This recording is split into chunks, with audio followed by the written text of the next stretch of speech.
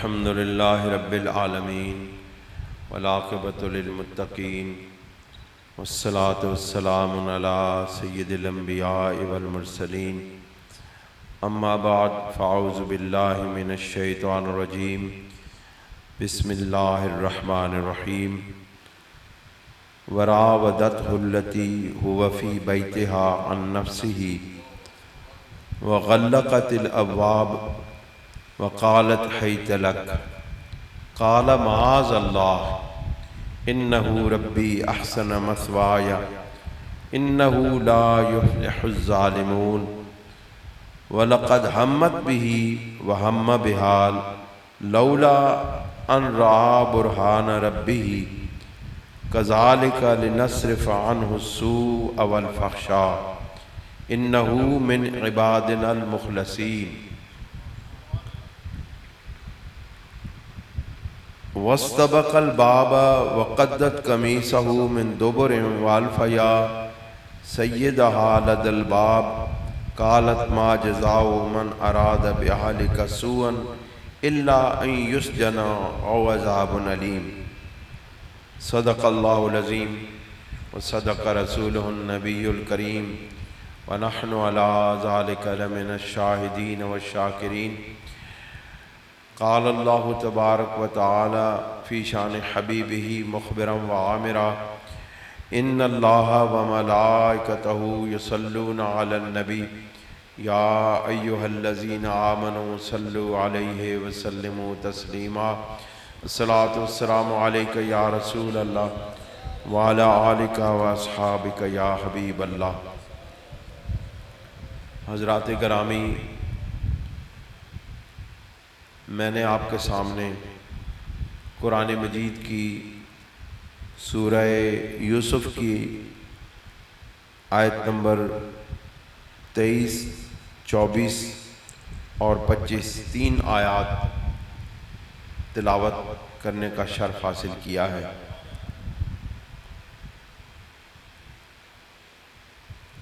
حضرات گرامی، انبیاء علیہ السلام کی شان اور عظمت اتنی بڑی ہے کہ اگر ساری دنیا کے ابتدا سے لے کر انتہا تک تمام اولیاء اللہ، تمام اصحاب کرام کو جمع کر لیا جائے تو ان ہستیوں میں سے کوئی ایک ہستی بھی نبی کے قدم تک نہیں پہنچ سکتی۔ سورہ یوسف بظاہر ایک خوبصورت اور کمال حسن کے ساتھ اللہ رب العزت نے ایک ایسی صورت نازل فرمائی جو اپنے کلام میں حسن رکھتی ہے، جو اپنے بیان میں فصاحت رکھتی ہے اور بلاغت رکھتی ہے۔ یہ ایک قصہ بھی ہے لیکن حقیقت میں یہ مقامات انبیاء علیہ السلام کی ایک ایسی خوبصورت داستان کی صورت میں تفصیل ہے کہ اگر انسان کو اس بات کی جستجو ہو، اس بات کی طلب ہو کہ وہ شان انبیاء علیہ السلام کو ملاحظہ کرنا چاہے تو وہ اس صورت کا مطالعہ کرے۔ اس سے پچھلی جو آیات، سابقہ آیات ہیں، ان میں اللہ رب العزت نے حضرت یوسف علیہ السلام کے اپنے بھائیوں کے ساتھ جو معاملات ہیں ان کو بیان کیا کہ حضرت یوسف علیہ السلام کو آپ کے بھائیوں نے ایک بے آب و گیا میدان میں لے جا کر کنویں میں ڈال دیا اور ان کو تنہا چھوڑ دیا، لیکن اللہ رب العزت نے ایسے اسباب پیدا فرمائے کہ مدائن سے چلتا ہوا ایک قافلہ جو مصر کی طرف جا رہا تھا اس کو اس کنویں کے مقام پر اور اس کے اوپر لے آئے، جن کی وجہ سے حضرت یوسف علیہ السلام مصر میں پہنچے۔ بازار مصر میں آپ کی قیمت لگائی گئی اور ایک بادشاہ کے وزیر خزانہ نے آپ کو خرید لیا، اور اس عزیز مصر نے اپنی بیوی سے کہا کہ ہم اس کو اپنا بیٹا بنا لیں گے اور اس کو اپنا جانشین بنا لیں گے۔ جب حضرت یوسف علیہ السلام عزیز مصر کے اس گھر میں پلنے اور جوان ہونے لگے اور اپنے عروج کو، پہلے ہی بہت خوبصورت تھے، انبیاء علیہ السلام ویسے بہت خوبصورت ہوتے ہیں، انبیاء علیہ السلام کا چہرے کا نور ہی انسان کو اپنی طرف کھینچ لیتا ہے، تو یہ تو حسینوں کے حسین تھے، اور خوبصورت انبیاء میں سے سب سے خوبصورت نبی ہمارے نبی کے بعد، ہمارے آقا علیہ السلام کے حسن و جمال کے بعد اگر کسی نبی کا حسن و جمال ہے تو وہ حضرت یوسف علیہ السلام۔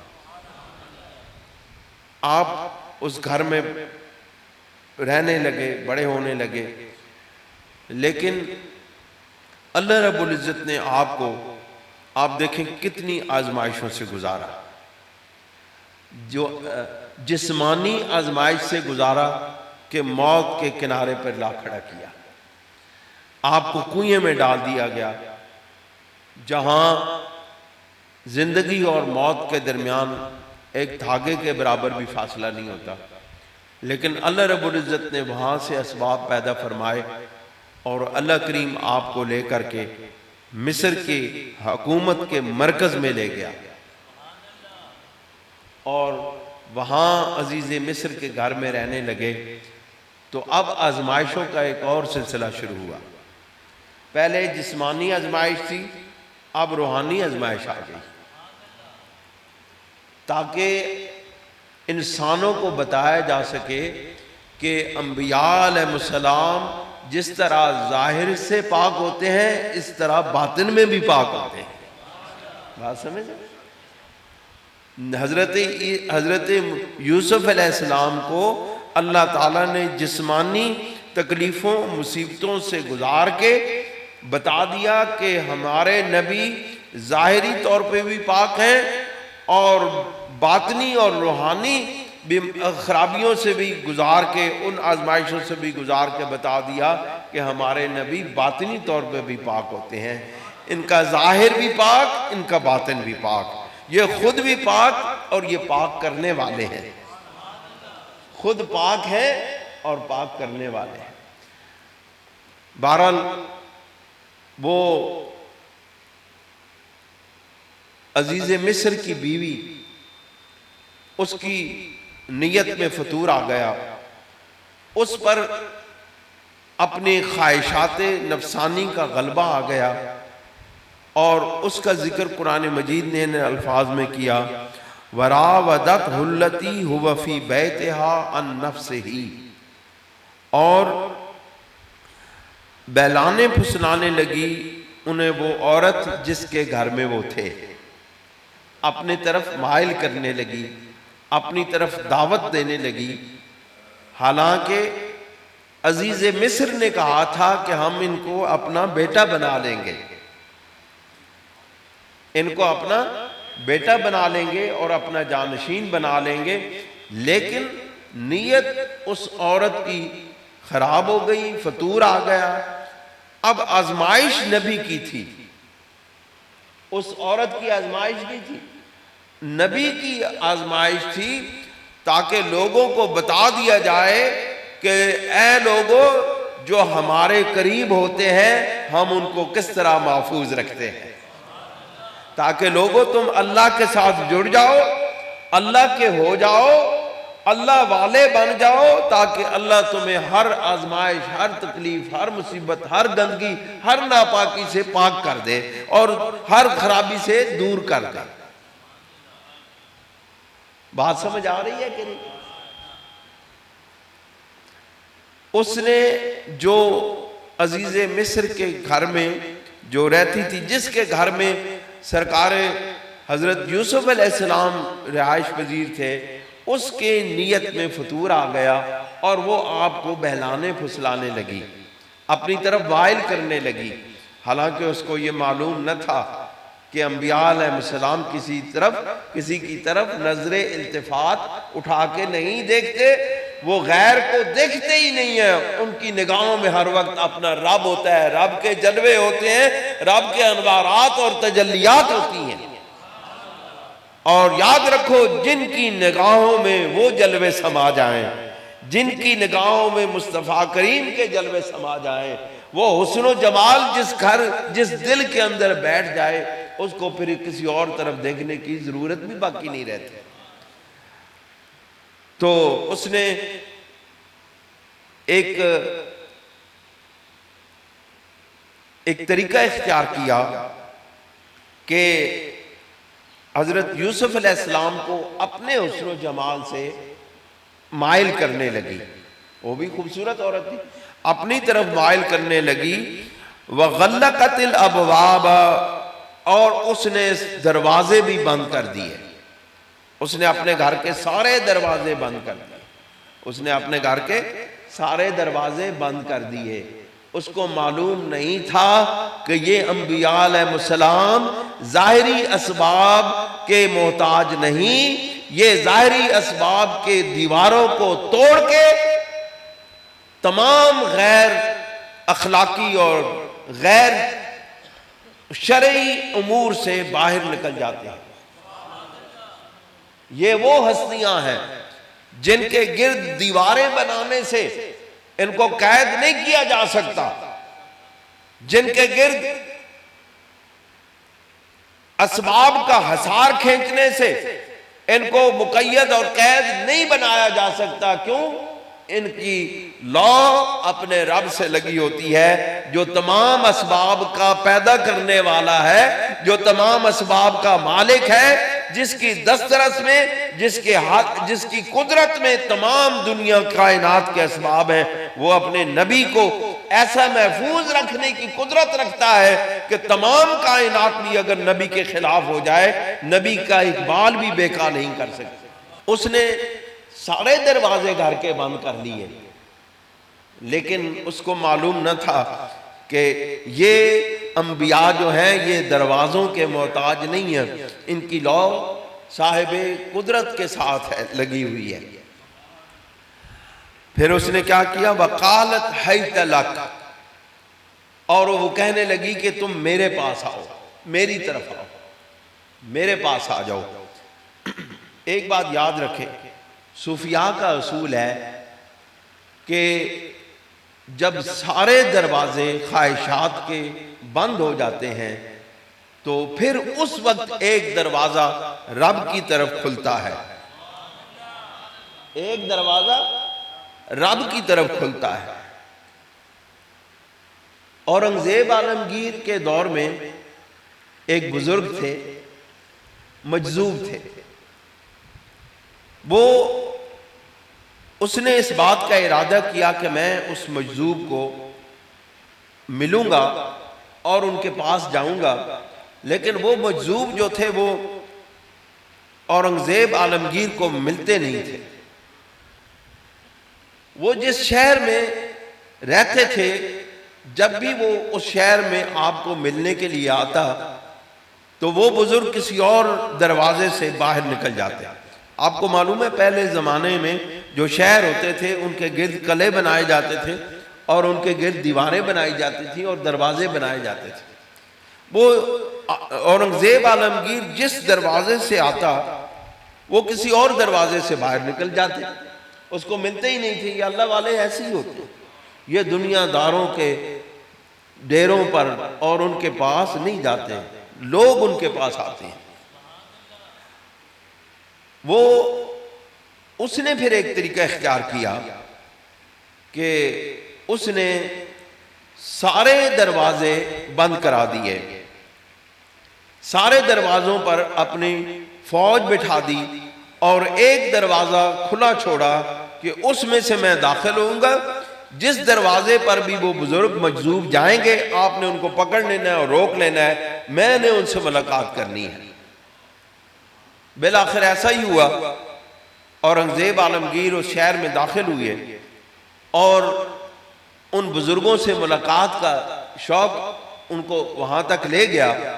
انہوں نے سارے دروازے بند کیے۔ جب وہ بزرگ کسی بھی دروازے پر جاتے وہاں اورنگزیب کے فوجیوں کو کھڑا ہوا پاتے۔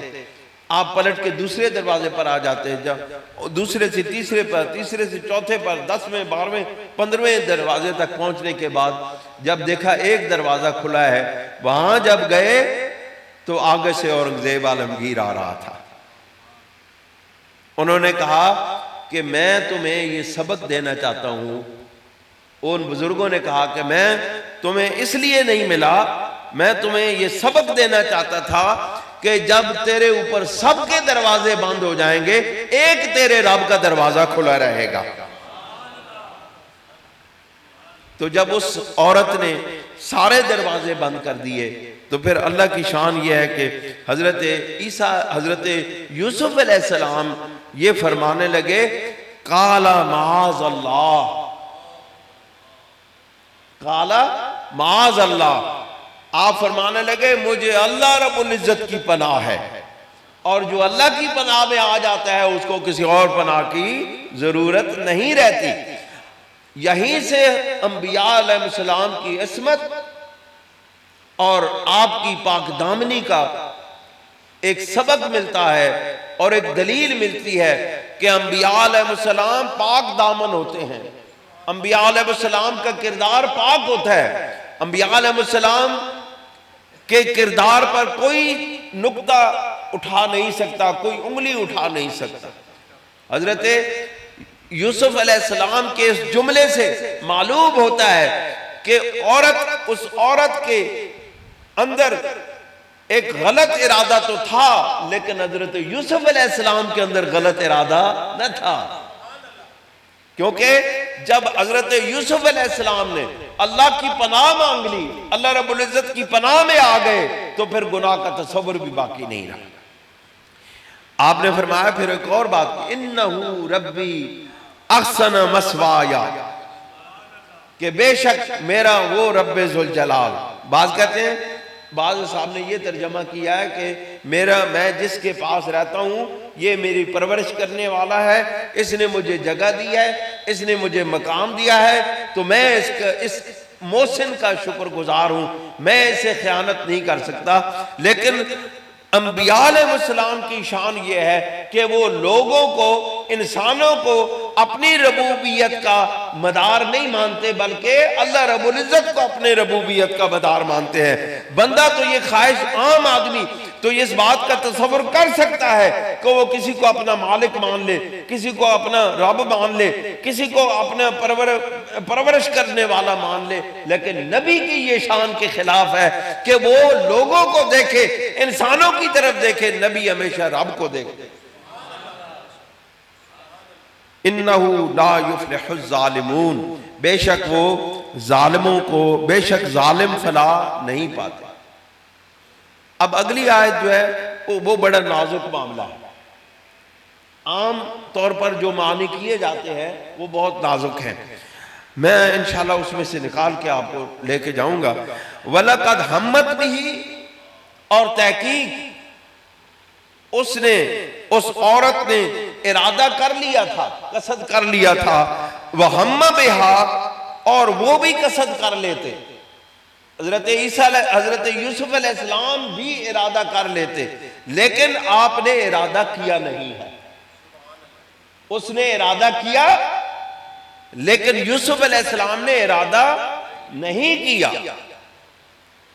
یہ میرے نبی کی پاک دامنی کا ثبوت ہے۔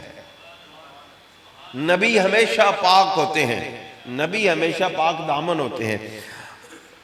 وَلَقَدْ ہَمَّتْ بِهِ، اور تحقیق بے شک اس نے ارادہ کر لیا تھا برائی کا، خواہش نفسانی کو پورا کرنے کا۔ وَهَمَّ بِهَا، اور حضرت یوسف علیہ السلام بھی ارادہ کر لیتے اگر معاذ اللہ نہ کہتے ہیں۔ معاذ اللہ کہا، مجھے اللہ کی پناہ ہے، اور پھر اللہ رب العزت سے جب اس کی پناہ مانگی جاتی ہے وہ دیر نہیں کرتا کہ میں نے اسباب اکٹھے کرنے ہیں، میں نے فلاں کو کہنا ہے، فلاں سے سفارش کرنی ہے، تو میں یہ تمہیں ان چیزوں سے بچاؤں گا۔ جب اس کی بارگاہ میں کوئی ٹوٹا ہوا دل اپنے ہاتھ یوں پھیلا لیتا ہے تو پھر وہ ان ہاتھوں کو خالی نہیں آنے دیتا۔ وہ تو عام انسانوں کی بات ہے۔ نبی علیہ السلام نے، حضرت یوسف علیہ السلام نے اللہ رب العزت کی پناہ مانگی تھی تو اسی وقت آپ کو پناہ مل گئی تھی۔ اس عورت نے قصد کیا تھا برائی کا، برے ارادے کا، لیکن حضرت یوسف علیہ السلام نے کس بات کا قصد کیا؟ اگر وہ ارادہ کرتے لیکن انہوں نے ارادہ نہیں کیا، انہوں نے ارادہ کس بات کا کیا؟ اس عورت سے بچنے کا ارادہ کیا، کیونکہ پوری آیت اس بات کا تقاضا کرتی ہے کہ جو نبی علیہ السلام کی طرف ارادہ ہے کہ منسوب ہوتا ہے وہ برائی کی طرف جانے کا ارادہ نہیں ہوتا، کیونکہ انبیاء علیہ السلام کے نفوس پاک ہو چکے ہوتے ہیں۔ آپ دیکھیں اگر ایک شخص ولایت کبریٰ کے مقام پر پہنچ جائے، ولایت کے درجات ہیں، مقامات ہیں، ایک ہے جب پہلا قدم جب فنائیت کے مقام پر انسان جاتا ہے تو اس کو کون سا مقام ملتا ہے؟ ولایت صغریٰ کا مقام ملتا ہے۔ وہاں اس پر اللہ تعالیٰ کے انوارات اور تجلیات کا نزول شروع ہو جاتا ہے۔ اس کے بعد ولایت کبریٰ کا مقام ہے جو انبیاء علیہ السلام کی فیوزات اور برکات حاصل کرنے کا مقام اور مرتبہ ہے۔ اس کے بعد ولایت ملائے اعلیٰ کا مقام و مرتبہ ہے۔ اس کے بعد کمالات انبیاء علیہ السلام کا مرتبہ ہے۔ یہ سارے مراتب پاس کرنے کے بعد کوئی بندہ نبی کے قدموں کے ساتھ لگے ہوئے ذرے تک بھی نہیں پہنچ سکتا۔ تو پھر آپ بتائیں جب اللہ کے ولی اپنے ارادے میں پاک ہوتے ہیں، ان پر اللہ رب العزت کی حفاظت کی چادر تنی ہوتی ہے، تو پھر نبی سے یہ کیسے تصور کیا جاتا ہے کہ اس کے قلب میں، اس کے دل میں کوئی برائی کا ارادہ آ جائے؟ نہیں، آپ علیہ السلام کے اندر جو ارادہ پیدا ہوا تھا وہ اس عورت سے بچنے کا ارادہ تھا۔ قرآن مجید کی آیات اس پہ گواہ ہے۔ فرمایا لولا ان رعا برہان ربہ، اگر وہ اپنے رب کی طرف سے برہان دلیل نہ دیکھ لیتے۔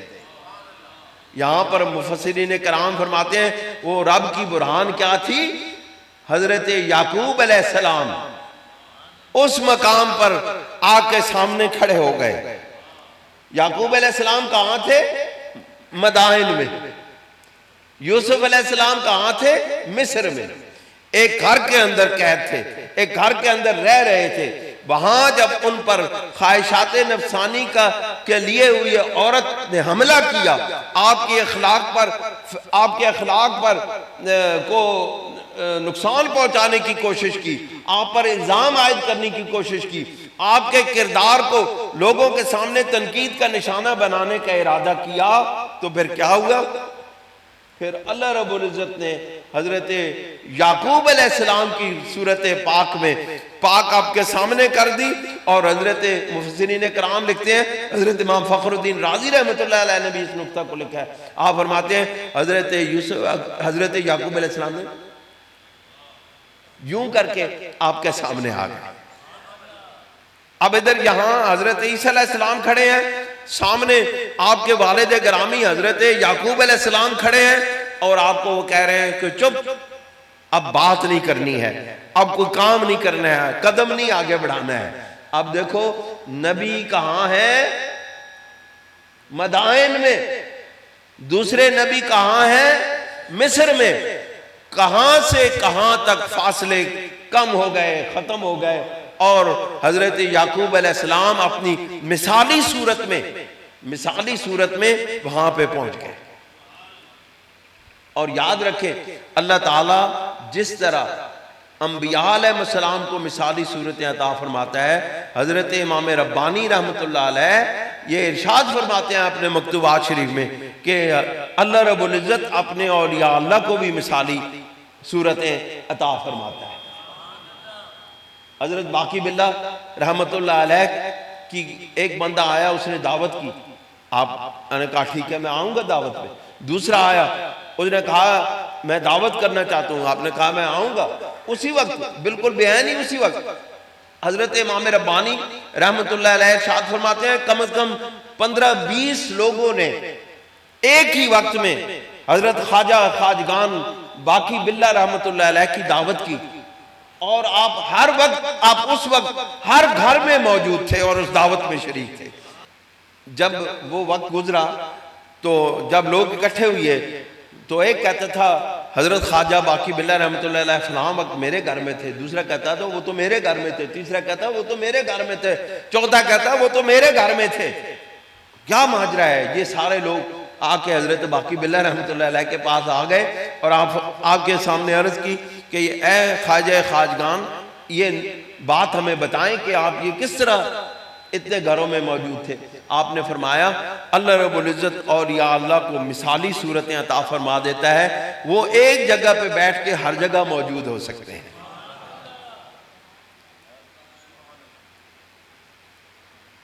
تو حضرت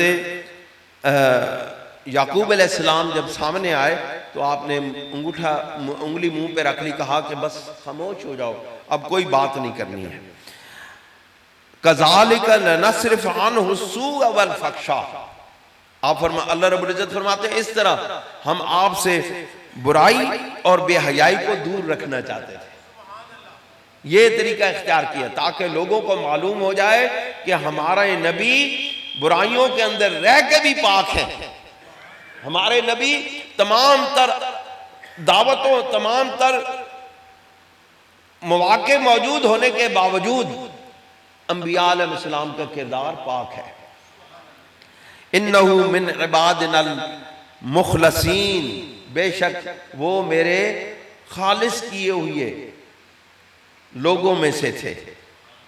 ایک ہوتا ہے مخلص، ایک ہوتا ہے مخلص، یہ صوفیاء کی اصطلاحات ہیں، ان کو سمجھنے کی کوشش کریں۔ مخلص وہ ہوتا ہے جو اپنی ارادے سے، اپنی توجہات سے، ذکر اذکار سے اور عبادتوں سے، ریاضتوں سے، مجاہدوں سے اپنے من کو پاک کرے۔ اور مخلص وہ ہوتا ہے جس کو رب تعالیٰ اپنے کرم سے پاک کر دے۔ مخلص وہ ہے جو اپنی کوشش سے پاک ہو، مخلص وہ ہے جس کو اللہ خالص کر دے، اللہ پاک کر دے، اللہ اس کے دامن اپنے اس کے قلب کو، باطن کو پاک صاف کر دے۔ تو فرمایا وَاسْتَبَقَ الْبَابَ، اور دونوں دوڑ پڑے دروازے کی طرف۔ حضرت یوسف علیہ السلام دروازے کی طرف آئے، سارے دروازے بند تھے، ایک دروازہ کھلا تھا، ایک دروازہ جو رب کا دروازہ تھا۔ حضرت یوسف علیہ السلام اس دروازے کی طرف آئے، جب وہ دوڑے وَقَدَّتْ قَمِيصَهُ مِن دُبُرٍ، اور اس عورت نے آپ کو پیچھے سے پکڑ کے اپنی طرف کھینچنے کی کوشش کی اور آپ کی قمیض پیچھے سے پھٹ گئی۔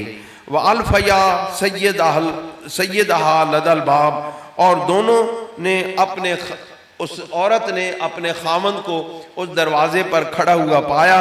قالت ما جزاء من اراد بِأَهْلِكَ سُوءًا، اب معاملہ وہ خود بگاڑ رہی تھی، ڈال دیا سیدنا یوسف علیہ السلام پر۔ اس کا مطلب ہے عورت کا مکر جو ہے وہ بڑے بڑے لوگوں کو پریشان کر دیتا ہے۔ انہیں کہا کہ اے میرے خاوند، اس کے بارے میں اس کی کیا سزا ہو سکتی ہے جو تمہارے عزت پر ہاتھ ڈالے، جو تمہاری عزت پر ہاتھ ڈالنے کا ارادہ کرے، اس کے کیا سزا ہو سکتی ہے؟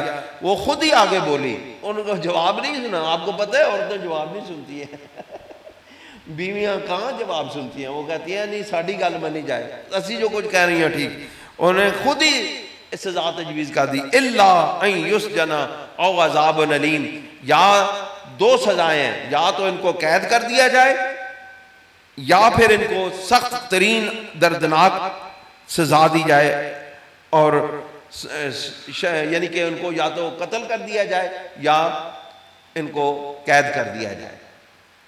دوستو یہاں پر حضرت امام فخر الدین رازی رحمۃ اللہ علیہ بہت خوبصورت نکتہ لکھتے ہیں، اور میں اسی پر اکتفا کروں گا اور اسی بات پر اپنا بیان ختم کروں گا۔ فرمایا کہ حضرت امام فخر الدین رازی رحمۃ اللہ علیہ فرماتے ہیں کہ اب اس مقام پر آ کر کے حضرت جب ساری گواہیاں ظاہری طور پہ جو گواہیاں تھیں وہ اس عورت نے اپنے حق میں کر لی، تو حضرت یوسف علیہ السلام کے پاس اپنی پاک دامنی کو قائم کرنے کے لیے کوئی گواہی موجود نہیں تھی۔ تو ہمارے قبلہ عالم والد گرامی رحمۃ اللہ علیہ بھی اس بات کو بیان کرتے ہوئے بڑا خوبصورت انداز میں تو کچھ چیز ہی نہیں ہوں، آپ اس قصے کو اس خوبصورت ان آیات کو بڑے خوبصورت انداز میں بیان فرمایا کرتے تھے۔ آپ نے بھی اس کو اسی طرح بیان فرمایا جس طرح امام رازی رحمۃ اللہ علیہ نے فرمایا کہ وہاں پر ایک چھوٹا معصوم بچہ پالنے میں پنگوڑے میں موجود تھا، اس نے کہا میں یوسف علیہ السلام کی پاک دامنی کی گواہی دیتا ہوں۔ اللہ رب العزت جب کسی کو پاک کرنا چاہتا ہے، کسی کے دامن کو صاف کرنا چاہتا ہے، اس پر گواہی ظاہر کی نہیں ایک ایسے بچے کی دلوا دیتا ہے جو ابھی پنگوڑے میں ہوتا ہے۔ اور اس سے بڑھ کر اور کیا گواہی ہے؟ موجودہ دور کے اندر بھی آپ دیکھیں کہ عدالت کے اندر جو گواہی جو صحیح درست گواہی تسلیم کی جاتی ہے وہ بڑے کی بجائے چھوٹے بچوں معصوم جو بچے ہوتے ہیں ان کی گواہی کو اولیت اور ترجیح دی جاتی ہے۔ تو حضرت یوسف علیہ السلام کے حق میں اس چھوٹے سے بچے نے جو پنگوڑے میں پڑا تھا اس نے گواہی دی کہ یہ نبی پاک دامن ہے، یہ صاف ہے، ان کے دامن پر کوئی چھینٹا نہیں ہے۔ اس کا مطلب ہے کہ اے لوگو، انبیاء علیہ السلام کی حقائق کو، انبیاء علیہ السلام کی پاک دامنی پر تو بچے بھی گواہی دیتے ہیں، تمہیں گواہی دینے میں کیا حرج ہے؟ اللہ تعالی ہمیں عمل کی توفیق عطا فرمائے اور اللہ کریم ہمیں قرآن حکیم کو پڑھنے کی سمجھنے کی توفیق عطا فرمائے۔ قرآن مجید کو روزانہ پڑھا کریں، اس کا ترجمہ پڑھا کریں، اس میں بڑے جواہر بڑے موتی موجود ہیں، ان کو اللہ تعالیٰ نے ہمارے لیے ہی اپنے محبوب صلی اللہ علیہ وسلم کے قلب اطہر پر نازل کیا ہے۔ اللہ تعالیٰ ہمیں عمل کی توفیق عطا فرمائے۔ وآخر دعوانا الحمدللہ رب العالمین۔